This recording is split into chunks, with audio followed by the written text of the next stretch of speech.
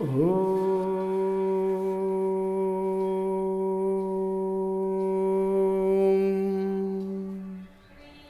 ಶ್ರೀ ಗುರು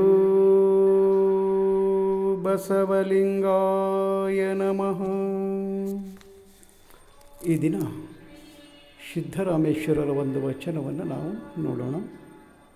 ಭಕ್ತಿಯೇ ಲಿಂಗ ಪೂಜೆಯವಾಗಿ ಅಳವಡಿಸಿಕೊಂಡ ಬಸವೇಶ.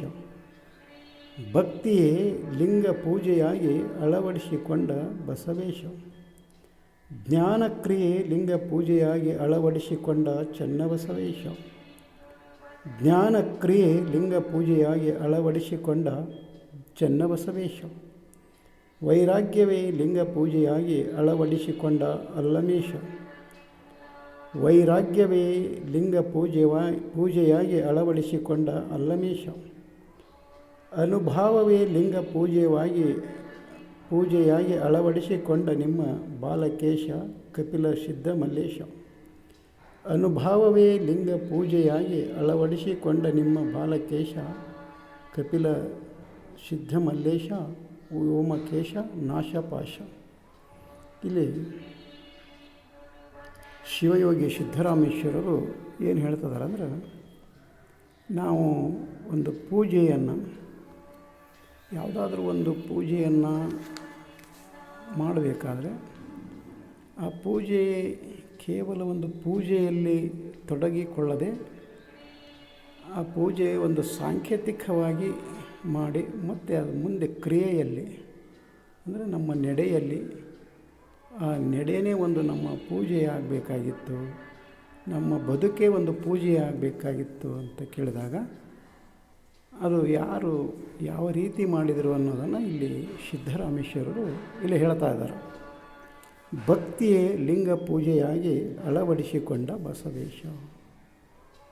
ಅದಕ್ಕೆ ಗುರು ಬಸವಣ್ಣನವರಿಗೆ ಭಕ್ತಿ ಭಂಡಾರಿ ಅಂತ ಹೇಳ್ತಾರೆ.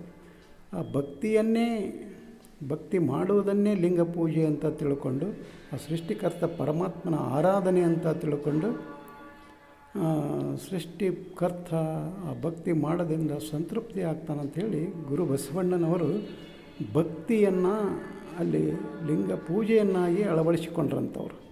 ಅದಕ್ಕೋಸ್ಕರ ಅವರಿಗೆ ಭಕ್ತಿ ಭಂಡಾರಿ ಅಂತ ಹೇಳ್ತಾರೆ. ಮತ್ತು ಅದಕ್ಕೆ ಗುರು ಬಸವಣ್ಣನವರು ಒಂದು ಕಡೆ ಹೇಳ್ತಾರೆ, ಅವರು ಆ ಭಕ್ತಿಯನ್ನು ಎಲ್ಲರಲ್ಲಿಯೂ ನಾ ಬೇಡಿದಾಗ ನನ್ನ ಪಾತ್ರೆ ತುಂಬಿತ್ತು. ಅಲ್ಲಿ ಅವರು ಯಾವುದೇ ಒಂದು ಧನ ಕನಕವನ್ನು, ವಸ್ತ್ರ ವೈಡೂರ್ಯವನ್ನು ಯಾವುದನ್ನು ಅಲ್ಲಿ ಬೇಡಲಿಲ್ಲ. ಅವರು ಕೇವಲ ಭಕ್ತಿಯನ್ನು ಎಲ್ಲರಲ್ಲಿ ಬೇಡಿದರು ಅಂತ ಹೇಳಿ ಅದಕ್ಕೆ ಅವರು ಪಾತ್ರೆ ತುಂಬಿದ್ದರಿಂದ, ಹಾಗೆ ಅವರು ಆ ಭಕ್ತಿಯನ್ನೇ ಒಂದು ಪೂಜೆಯನ್ನಾಗಿ ತಮ್ಮ ಜೀವನದಲ್ಲಿ ಅಳವಡಿಸಿಕೊಂಡಿದ್ದರಿಂದ ಅವರಿಗೆ ಭಕ್ತಿ ಭಂಡಾರಿ ಅಂತ ಹೇಳಿ ಕರೀತಾರೆ. ಹಾಗೆ ಜ್ಞಾನಕ್ರಿಯೆ ಲಿಂಗ ಪೂಜೆಯಾಗಿ ಅಳವಡಿಸಿಕೊಂಡ ಚನ್ನಬಸವೇಶ. ಅದೇ ರೀತಿ ಚನ್ನಬಸವಣ್ಣನವರು ಒಂದು ಜ್ಞಾನವನ್ನು ಪಡ್ಕೊಳ್ಬೇಕಾಗಿತ್ತು, ಆ ಜ್ಞಾನವನ್ನು ಒಂದು ಕೂಡಿಸಿಕೊಳ್ಬೇಕಾಗಿತ್ತು ಅದನ್ನು ಅಂತ ಕೇಳಿದಾಗ ಅದೇ ಒಂದು ದೇವ ಪೂಜೆ ಅಂತ ತಿಳ್ಕೊಂಡ್ರು ಅಂತ ಇಲ್ಲಿ ಹೇಳ್ತಾರೆ. ಅಂದರೆ ಅದಕ್ಕೆ ಅವ್ರಿಗೆ ಏನಂತಾರೆ, ಚಿನ್ಮಯ ಜ್ಞಾನಿ ಚನ್ನಬಸವಣ್ಣ ಅಂತ ಕರೆಯೋದು ಅವರಿಗೆ. ಅದಕ್ಕೆ ಅವರು ಮಹಾಜ್ಞಾನಿಯಾಗಿದ್ದರು ಅಂತ ಹೇಳಿ ಅವರಿಗೆ ಚಿನ್ಮಯ ಜ್ಞಾನಿ ಅಂತ ಹೇಳಿ ದಿನಮಾನದಲ್ಲಿ ಶರಣರವ್ರನ್ನ ಕರೆದು, ಅದಕ್ಕೆ ಆ ಜ್ಞಾನವನ್ನೇ ಅವರು ಒಂದು ಲಿಂಗ ಪೂಜೆಯನ್ನೇ ಒಂದು ದೇವನ ಆರಾಧನೆ ಅಂತ ತಿಳ್ಕೊಂಡ್ರು ಅಂತ ಇಲ್ಲಿ ಅದನ್ನು ತಮ್ಮ ಜೀವನದಲ್ಲಿ ಅಳವಡಿಸಿಕೊಂಡ್ರು ಅಂತ ಇಲ್ಲಿ ಸಿದ್ದರಾಮೇಶ್ವರರು ಹೇಳ್ತಾರೆ. ಮುಂದೆ ವೈರಾಗ್ಯವೇ ಲಿಂಗ ಪೂಜೆಯಾಗಿ ಅಳವಡಿಸಿಕೊಂಡ ಅಲ್ಲಮೇಶ. ಅಂದರೆ ವೈರಾಗ್ಯವನ್ನು ಎಲ್ಲವನ್ನು ತ್ಯಾಗ ಮಾಡಿ ಒಂದು ವೈರಾಗ್ಯದ ಮೂರ್ತಿ, ಅದಕ್ಕೆ ವ್ಯೋಮಕಾಯ ಸಿದ್ಧ ಅಲ್ಲಮ ಪ್ರಭುದೇವರು ಅಂತ ವೈರಾಗ್ಯ ನಿಧಿ ಅಂತ ಅದಕ್ಕೆಲ್ಲ ಅವ್ರಿಗೆ ಕರಿತಾ ಇರೋದು. ಹಾಗೆ ಆ ವೈರಾಗ್ಯವನ್ನೇ ಒಂದು ದೇವ ಪೂಜೆಯಾಗಿ, ಒಂದು ಲಿಂಗ ಪೂಜೆಯಾಗಿ ತಮ್ಮ ಬದುಕಲ್ಲಿ ಅವರು ಅಳವಡಿಸಿಕೊಂಡ್ರು ಅಂತ ಇಲ್ಲಿ ಸಿದ್ದರಾಮೇಶ್ವರರು ಹೇಳ್ತಾರೆ. ಹಾಗೆ ಮುಂದೆ ಏನು ಹೇಳ್ತಾರೆ ಅಂದ್ರೆ, ಅನುಭಾವವೇ ಲಿಂಗ ಪೂಜೆಯಾಗಿ ಅಳವಡಿಸಿಕೊಂಡ ನಿಮ್ಮ ಬಾಲಕೇಶ ಕಪಿಲ ಸಿದ್ಧ ಮಲ್ಲೇಶ.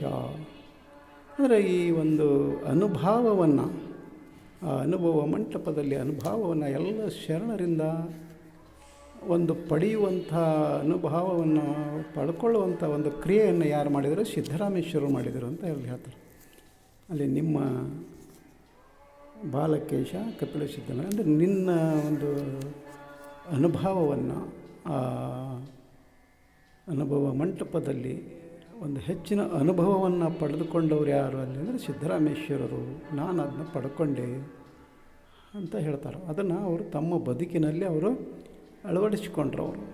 ಅದಕ್ಕೆ ಅವರು ಮಹಾನುಭಾವಿಯಾದರು.